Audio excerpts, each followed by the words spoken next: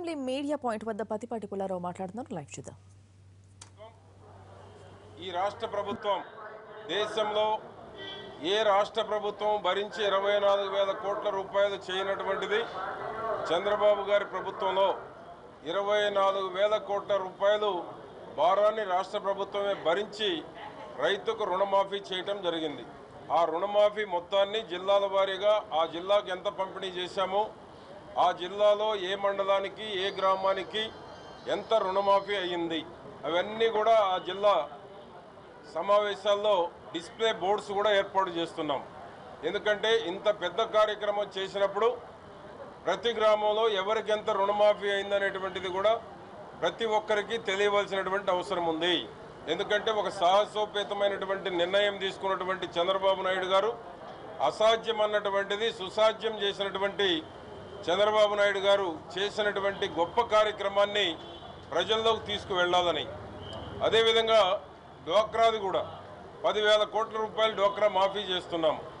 కాబట్టి ఆ కార్యక్రమాన్ని కూడా ఈ యొక్క జిల్లా జరిగేటువంటి సమావేశాల్లో అది కూడా డ్వాక్రా మహిళలు ఈ రాష్ట్ర ప్రజల దృష్టికి తీసుకువెళ్ళాలని, ఈ విధంగా రైతు రుణమాఫీ, డ్వాక్రా మాఫీ, ప్రభుత్వం 15 నెలల్లో చేపట్టినటువంటి కార్యక్రమాలు, అదేవిధంగా రైతాంగానికి ప్రభుత్వం నుంచి అందిస్తున్నటువంటి సబ్సిడీ పథకాలని ఒక అవగాహన తీసుకురావడం, ఒక అవేర్నెస్ తీసుకురావడం, డిస్ట్రిబ్యూషన్ తోటి సహా ఈ కార్యక్రమాన్ని చేపట్టబోతా ఉన్నాం.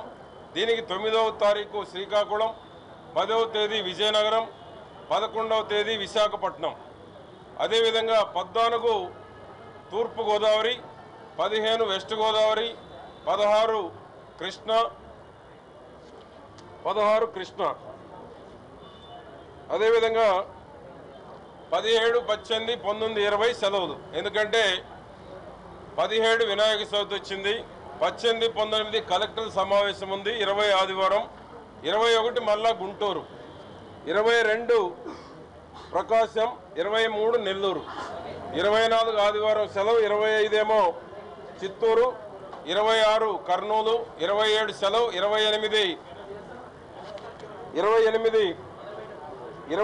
కడప, 28 ఏమో కర్నూలు, 29 అనంతపురం. దీంట్లో ముఖ్యమంత్రి గారు వచ్చేటప్పటికి కొన్ని మీడియాలో ముఖ్యమంత్రి గారే రైతు కోసం చంద్రన్న యాత్రలు చేస్తున్నారని వచ్చింది. కానీ ముఖ్యమంత్రి గారు కేవలం విజయనగరం 10వ తారీఖు పాల్గొంటారు. చివరి రోజు ముగింపుకి అనంతపూర్ 29వ తేదీ పాల్గొనేటువంటి అవకాశం ఉంది. ఇది టెంటేటివ్గా ప్రోగ్రాం ఫిక్స్ అయినటువంటిది. ముఖ్యమంత్రి గారు కూడా దీనికి కన్ఫర్మ్ చేసి 10వ తేదీ విజయనగరం నేను పార్టిసిపేట్ చేస్తానని చెప్పడం జరిగింది. కానీ అన్ని జిల్లాలు ముఖ్యమంత్రి గారు రారు, విజయనగరం, అనంతపురం వచ్చేటువంటి అవకాశం ఉంది.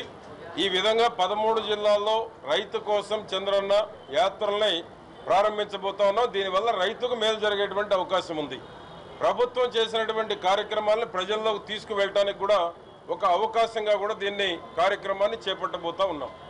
రుణమాఫీకి సంబంధించి కుటుంబరావు గారు కూడా మాట్లాడినాక మాట్లాడారు.